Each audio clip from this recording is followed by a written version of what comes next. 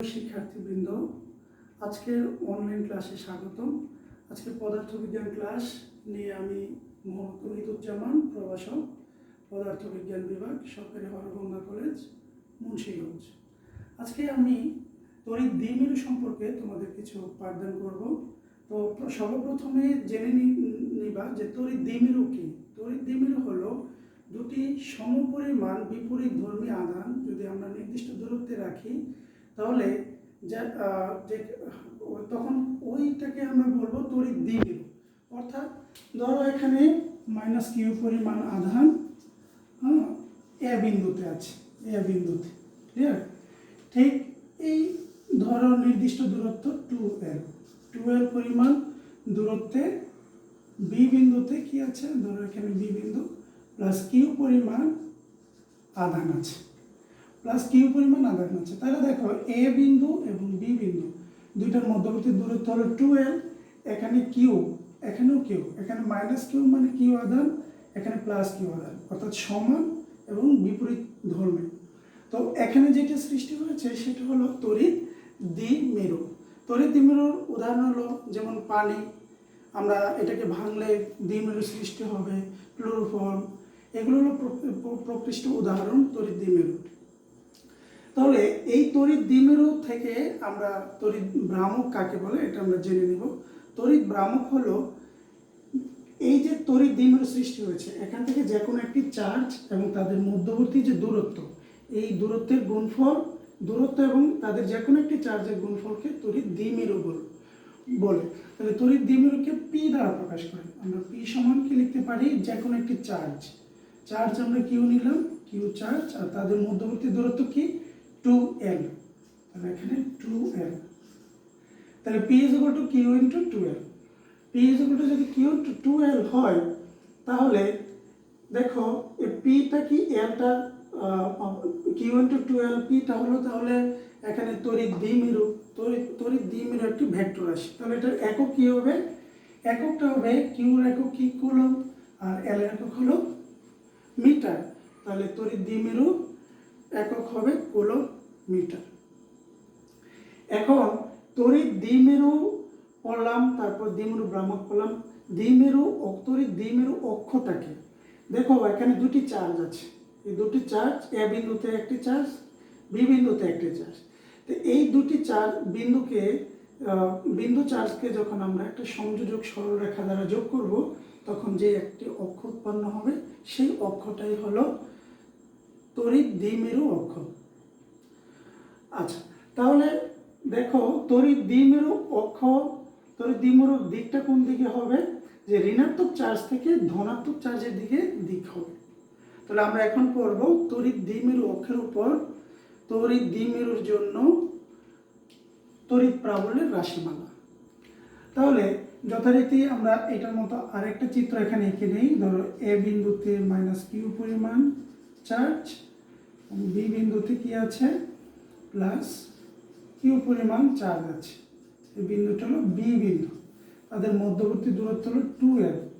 তাহলে তাদের মধ্যবিন্দু যদি আমরা এখানে ও ধরে নিই, তাহলে নিশ্চয়ই ও এ সমান l এবং ও বি সমান l।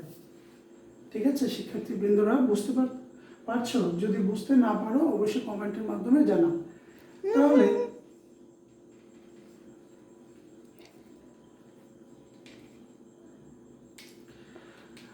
আচ্ছা, তাহলে দেখো এখানে মধ্যবিন্দু হলো ও, ক্লিয়ার? তাহলে আমরা এই মধ্যবিন্দু ও থেকে আর দূরত্বে, আমরা এখান থেকে আর দূরত্বে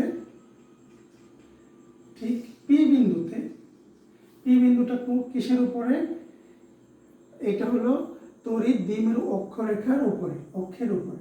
পি বিন্দুতে আমরা কি করব, তড়িৎ প্রাবল্য নির্ণয় করব। তাহলে তড়িৎ প্রাবল্য যদি নির্ণয় করি, এখানে দূরত্ব হবে r। তাহলে প্রথমে এ বিন্দুর জন্য এ বিন্দুতে -q চার্জের জন্য পি বিন্দুতে তড়িৎ প্রাবল্য যদি আমরা কি ধরি, E1 ধরে নিই, তাহলে E1 সমান হবে, আমরা তড়িৎ প্রাবল্যের রাশিমালা থেকে জানি, তবে যদি বায়ু মাধ্যমে হয় তাহলে 4π এপসাইলন নট ইন্টু এখানে কিউ মাইনাস কিউ চার্জের জন্য তাহলে মাইনাস কিউ ডিভাইডেড বাই দূরত্বের স্কোয়ার। দূরত্ব কি এখানে মাইনাস কিউ চার্জ, এইটুকু হলো এল তাই না, আর এইটুকু হলো আর, তাহলে দূরত্ব হবে এল প্লাস আর বা আর প্লাস এল, আর প্লাস এল স্কোয়ার। তাহলে এইটা ধরো 1 নং সমীকরণ। আবার একইভাবে দেখো বি বিন্দুতে প্লাস কিউ চার্জের জন্য তড়িৎ প্রাবল্য কত হবে E2 সমান কত হবে একইভাবে 4 pi epsilon naught into plus q চার্জের জন্য প্লাস এখানে না দিলেও হবে জাস্ট দেখানোর জন্য। এখানে দূরত্বটা কত হবে দেখো, দূরত্বটা হলো এখানে তোমার টোটালটা হলো আর, তাহলে এইটুকু হলো এল অর্থাৎ ওবি সমান হলো এল। তাহলে আমরা প্লাস কিউ চার্জের জন্য বের করতেছি তাই না, তাহলে এই আর থেকে যদি আমরা এল মানে বাদ দিয়ে দেই তাহলে বিপি এর দূরত্ব পাবো। তাহলে দূরত্বটা কত হবে আর মাইনাস এল, উপরে কি হবে স্কোয়ার। এটা 2 নং সমীকরণ। তাহলে E1 এর দিক হবে দেখো E1, তাহলে মাইনাস কিউ চার্জের জন্য বের করেছিলাম, তাহলে E1 এর দিক হবে পি এ বরাবর, ঠিক আছে, আর E2 এর দিক হবে বি পি বরাবর। বুঝতে পেরেছ শিক্ষার্থীবৃন্দ? তাহলে এখানে হবে E1 আর এটা হলো E2। তাহলে আমরা পি বিন্দুতে কি নির্ণয় করব, তড়িৎ প্রাবল্য নির্ণয় করব। তড়িৎ প্রাবল্য মানে লব্ধি তড়িৎ প্রাবল্য যদি ই হয় তাহলে ই সমান আমরা কি লিখতে পারি E2 প্লাস E1। তাহলে এখানে যদি মান বসিয়ে দিই E1 এবং E2 মান যদি বসিয়ে দেই তাহলে কি হবে 1/4 pi epsilon naught into u divided by R minus l whole square, তাই না। এখানে প্লাস মাইনাস মাইনাস হয়ে যাবে 1/4 pi epsilon naught q divided by R plus l whole square. তাহলে আমরা এখান থেকে q divided by 4 pi epsilon naught common যদি নেই তাহলে এখানে থাকবে হলো তোমার যা থাকবে ওইটা হলো 1/r minus l whole square minus 1 divided by R plus l whole square. তাহলে আমরা যদি লসাগু করি, লসাগু করলে 4 পাই এপসাইলন নট কি হবে দেখো, এটা আর square plus 2rl plus L square minus আর square plus 2rl minus l square. আর নিচে থাকবে আমরা যদি একবারে হোল স্কোয়ারটা কি নেই কমন নিয়ে নিই তাহলে এখানে হবে আর স্কোয়ার মাইনাস এল স্কোয়ার উপর। তাহলে দেখো এখানে এল স্কোয়ার আর স্কোয়ার স্কোয়ার ক্যান্সেল হয়ে যায়, উপরে থাকে 4rl। তাহলে এটাকে 4rl কে আমরা কি লিখতে পারি Q into 2l into 2r। Clear? তাহলে দেখো 4 পাই এপসাইলন নট। তাহলে কিউ ইন্টু 2l মানে কি দেখো, এই যে উপরে লিখেছিলাম পি সমান কিউ ইন্টু 12। পি মানে কি তড়িৎ ভ্রামক, তাহলে তড়িৎ ভ্রামক আমরা পি এখানে বসিয়ে দিই p into 2r divided by 4 pi epsilon naught. এটা হলো কি বের করলাম আমরা যে তড়িৎ ভ্রামকের জন্য বা তড়িৎ দ্বিমেরুর জন্য তড়িৎ দ্বিমেরু অক্ষের উপরে যে কোনো একটি বিন্দুতে তড়িৎ প্রাবল্যের রাশিমালা। তাহলে দেখো এখানে বাকি আছে কি, আমি এতটুকু লিখলাম, বাকি আছে হলো দেখো নিচে আর square minus l square whole square. ঠিক আছে, এখানে দেখো আর যদি ভেরি ভেরি গ্রেটার দেন এল হয় তাহলে আমরা আর square minus l square whole স্কোয়ারের পরিবর্তে আমরা কি লিখতে পারি আর টু দি পাওয়ার 4। যদি আর টু দি পাওয়ার 4 এখানে উপরের সমীকরণে বসিয়ে দেই তাহলে আলটিমেটলি আমরা ই সমান কি পাবো দেখো 2p divided by 4 pi epsilon naught নিচে কত হলো আর যদি ক্যান্সেল হয়ে যায় আর। তাহলে এটা হলো তোমার তড়িৎ প্রাবল্যের রাশিমালা তড়িৎ দ্বিমেরুর জন্য, তড়িৎ দ্বিমেরু অক্ষের উপর যে কোনো বিন্দুতে। তাহলে আমরা এখানে তড়িৎ দ্বিমেরু অক্ষের উপর পি বিন্দুতে আমরা তড়িৎ প্রাবল্যের রাশিমালাটা নির্ণয় করি। একইভাবে শিক্ষার্থীবৃন্দরা তোমরা তড়িৎ বিভবের জন্য নির্ণয় করতে পারবা। তড়িৎ টোটাল বিভবটা কত হবে, তাহলে আমরা যদি এখানে বিভবের জন্য নির্ণয় করি তাহলে একইভাবে দেখো V1 সমান কি হবে, মাইনাস এ বিন্দুতে মাইনাস কিউ চার্জের জন্য বিভব V1 সমান কি হবে 1/4 পাই, আমরা বিভবের সংজ্ঞা থেকে যে রাশিমালা থেকে যেটা পাই মাইনাস কিউ ডিভাইডেড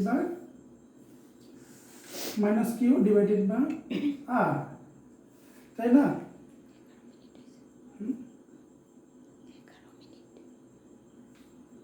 আচ্ছা ঠিক আছে, একইভাবে আমরা এখানে V2 সমান কি লিখতে পারি 1/4 পাই এপসাইলন নট কি কিউ ডিভাইডেড বাই আর, তাই না?